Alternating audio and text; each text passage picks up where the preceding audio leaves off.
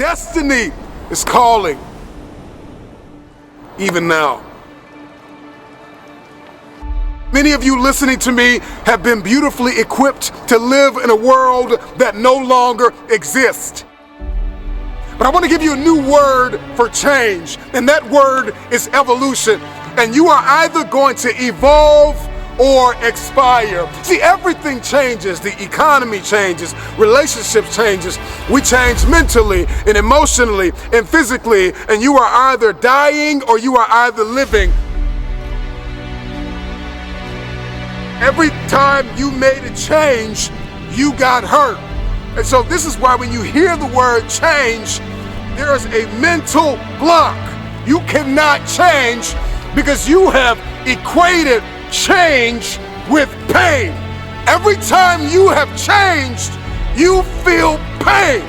You stepped out of one relationship to another and you feel pain.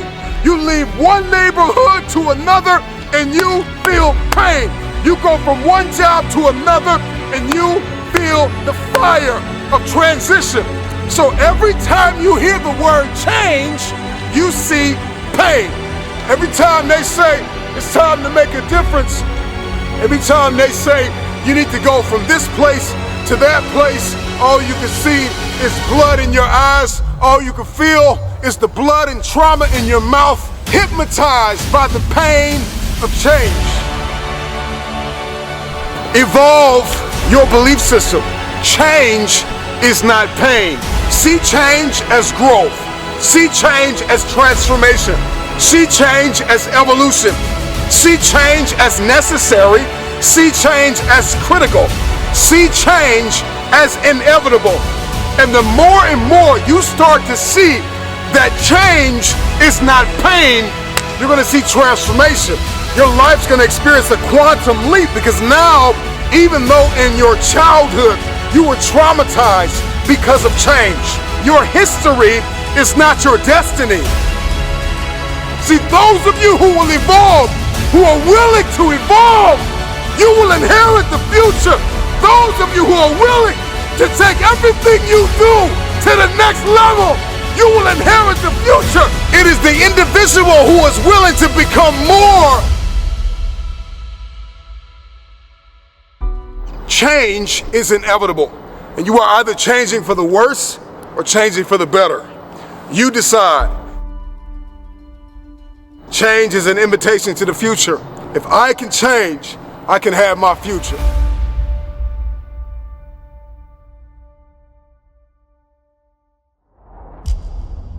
Another reason why people hate change is because not only do they see change as pain, but all they see change is as failure.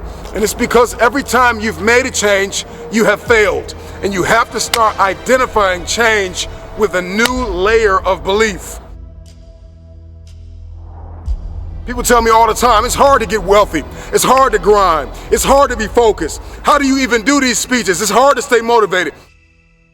It's hard to stay broke. It's hard to stay depressed. It's hard to stay governed by anxiety. It's hard to be inconsistent. It's hard not to have daily disciplines. It's hard not to believe in yourself. It's hard to be broke. It's hard to be poor. It's hard. It's all hard. So choose your heart. You either gonna work for it, you're gonna sit there and let life knock you down and dare you to get back up. So I see the privilege. I see the moment.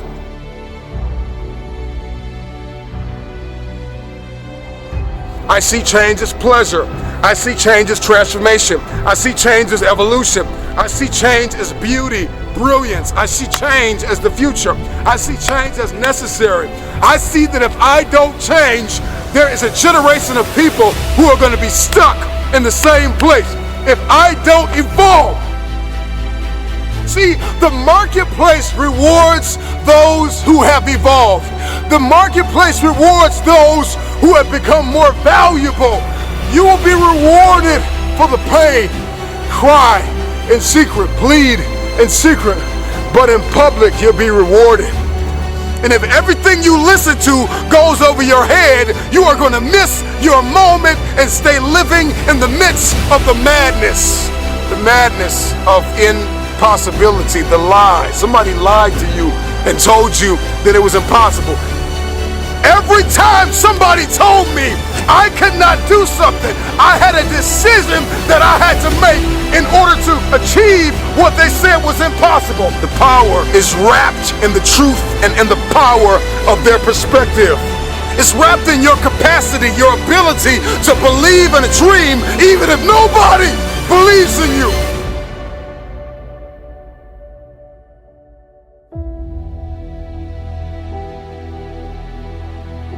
Destiny is calling.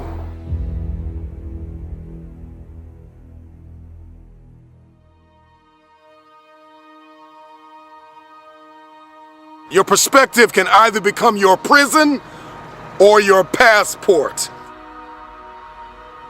It can either arrest you or release you.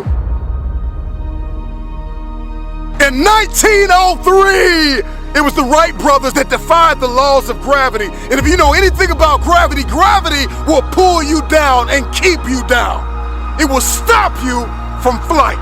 It will stop you in your tracks. If you believe in something, metaphorically speaking, gravity will hold you down, it will hold you back, and it will dare you to fight. Your perspective can either be your prison or your plane. I don't know about you, but today, I made the decision to defy the laws of gravity. The first successful heavier-than-air powered aircraft was designed and built by the Wright brothers. They flew it 4 times on December 17, 1903, near Kill Devil Hills, about 4 miles. I believe possibility is destiny, and it is fear that keeps us arrested and apprehended by the spirit of impossibility. I'm gonna tell you this right now, and nobody else is gonna tell you this. Impossible is a spirit, and you've got to arrest that spirit or it will arrest you. Impossibility is like a soda fountain, the easy way out, the path of least resistance, because to say something is impossible, to give up, to cop out, to fill your cup of carbonated excuses, it tastes good, but it doesn't sit well as it goes down into your system. To remove the 2 letters is the grit of existence, the binding faith of hope to your chest and letting your heart beat. You gotta rewrite the code, you gotta rewrite the script. Calling all reformers, I'm calling all innovators, I'm calling all game changers, I'm calling all world shakers, I'm calling all city shifters, I'm calling everybody that has an inkling of faith in themselves, I'm calling everybody. You will inherit the future.